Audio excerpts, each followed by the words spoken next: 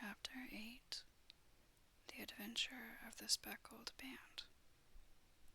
On glancing over my notes of the 70-odd cases in which I have during the last 8 years studied the methods of my friend Sherlock Holmes, I find many tragic, some comic, and a large number merely strange, but none commonplace, for working as he did rather for the love of his art than for the acquirement of wealth. He refused to associate himself with any investigation which did not tend towards the unusual, and even the fantastic. Of all these varied cases, however, I cannot recall any which presented more singular features than that which was associated with the well-known Surrey family of the Roylotts of Stoke Moran. The events in question occurred in the early days of my association with Holmes, when we were sharing rooms as bachelors in Baker Street. It is possible that I might have placed them upon record before, but a promise of secrecy was made at the time, from which I have only been freed during the last month by the untimely death of the lady to whom the pledge was given. It is perhaps as well that the facts should now come to light, for I have reasons to know that there are widespread rumors as to the death of Dr. Grimsby Roylott, which tend to make the matter even more terrible than the truth. It was early in April, in the year 83, that I woke one morning to find Sherlock Holmes standing, fully dressed, by the side of my bed. He was a late riser, as a rule, and as the clock on the mantelpiece showed me that it was only 7:15, I blinked up at him in some surprise, and perhaps just a little resentment, for I was myself regular in my habits. "Very sorry to knock you up, Watson," said he, "but it's the common lot this morning. Miss Hudson has been knocked up," she retorted upon me, "and I on you." "What is it, then? A fire?" "No, a client. It seems that a young lady has arrived in a considerable state of excitement, who insists upon seeing me. She is waiting now in the sitting-room. Now, when young ladies wander about the metropolis at this hour of the morning and knock sleepy people up out of their beds, I presume that it is something very pressing which they have to communicate. Should it prove to be an interesting case, you would, I am sure, wish to follow it from the outset. I thought, at any rate, that I should call you and give you the chance. My dear fellow, I would not miss it for anything. I had no keener pleasure than in following Holmes in his professional investigations, and in admiring the rapid deductions, as swift as institutions, and yet always founded on a logical basis with which he unraveled the problems which were submitted to him. I rapidly threw on my clothes and was ready in a few minutes to accompany my friend down to the sitting-room. A lady dressed in black and heavily veiled, who had been sitting in the window, rose as we entered. "Good morning, madam," said Holmes cheerily. "My name is Sherlock Holmes, and this is my intimate friend and associate, Dr. Watson, before whom you can speak as freely as before myself. I am glad to see that Miss Hudson has had the good sense to light the fire. Pray drop to it, and I shall order you a cup of hot coffee, for I observe that you are shivering." "It is not the cold which makes me shiver," said the woman in a low voice, changing her seat as requested. "What then?" "It is fear, Mr. Holmes. It is terror." She raised her veil as she spoke, and we could see that she was indeed in a pitiable state of agitation, her face all drawn and gray, with restless, frightened eyes like those of some hunted animal.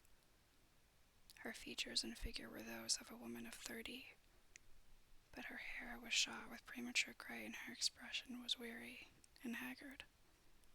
Sherlock Holmes ran her over with one of his quick, all-comprehensive glances.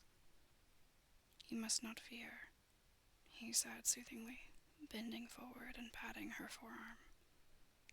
We shall soon set matters right, I have no doubt. You have come in by train this morning, I see. You know me, then? No, but I observe the second half of a return ticket in the palm of your left glove. You must have started early, and yet you had a good drive in a dog cart along heavy roads before you reached the station. The lady gave a violent start and stared in bewilderment at my companion. There is no mystery, my dear madam, said he, smiling. The left arm of your jacket is spattered with mud in no less than 7 places. The marks are perfectly fresh. There is no vehicle save a dog cart which throws up mud in that way. And then only when you sit on the left-hand side of the driver. Whatever your reasons may be, you are perfectly correct, said she. I started from home before 6, reached Leatherhead at 20 past, and came in by the first train to Waterloo. Sir, I can stand this strain no longer. I shall go mad if it continues. I have no one to turn to, none, save only one. Who cares for me, and he, poor fellow, can be of little aid. I have heard of you, Mr. Holmes.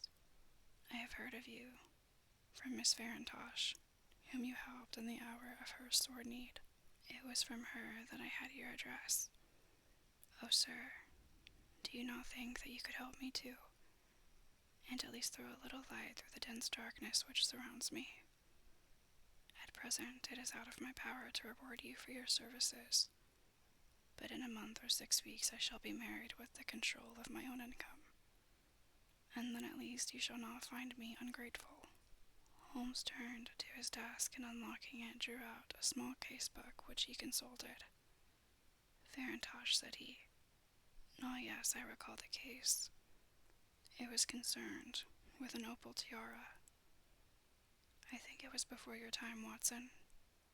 I can only say, madam, that I shall be happy to devote the same care to your case as I did to that of your friend. As to reward, my profession is its own reward, but you are at liberty to defray whatever expenses I may be put to at the time which suits you best.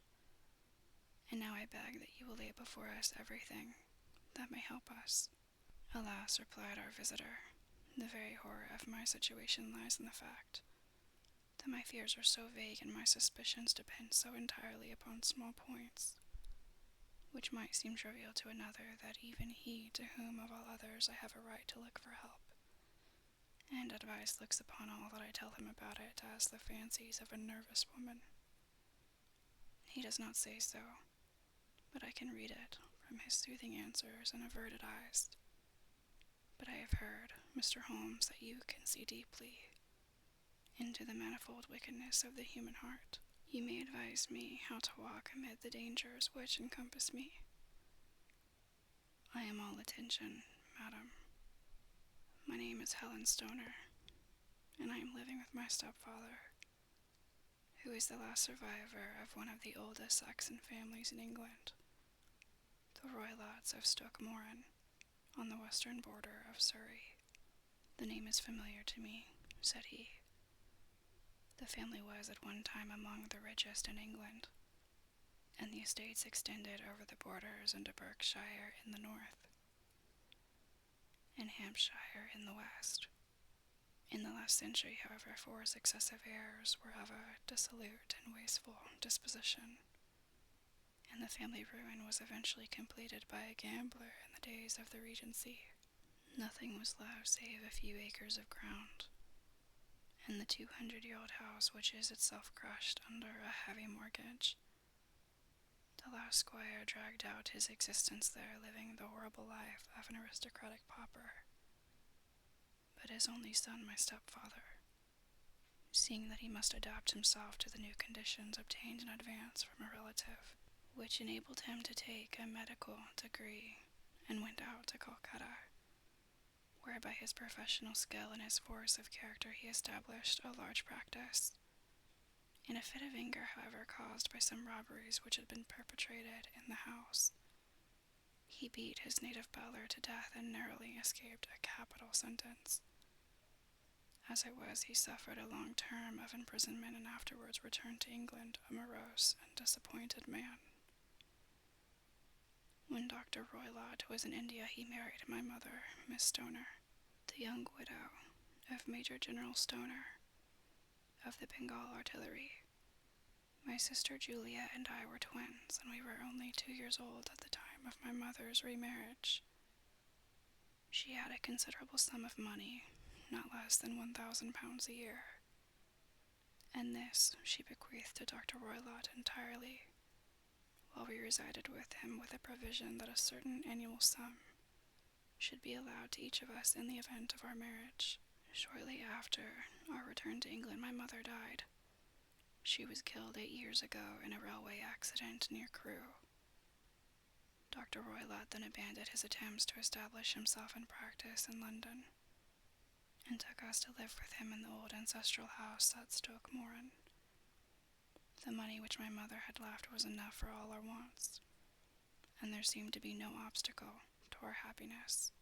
But a terrible change came over our stepfather about this time. Instead of making friends and exchanging visits with our neighbors who had at first been overjoyed to see a Roylott of Stoke Moran back in the old family seat, he shut himself up in his house and seldom came out save to indulge in ferocious quarrels with whoever might cross his path. Violence of temper approaching to mania has been hereditary in the men of the family, and in my stepfather's case it had, I believe, been intensified by his long residence in the tropics. A series of disgraceful brawls took place, 2 of which ended in the police court, until at last he became the terror of the village, and the folks would fly at his approach, for he is a man of immense strength, and absolutely uncontrollable in his anger.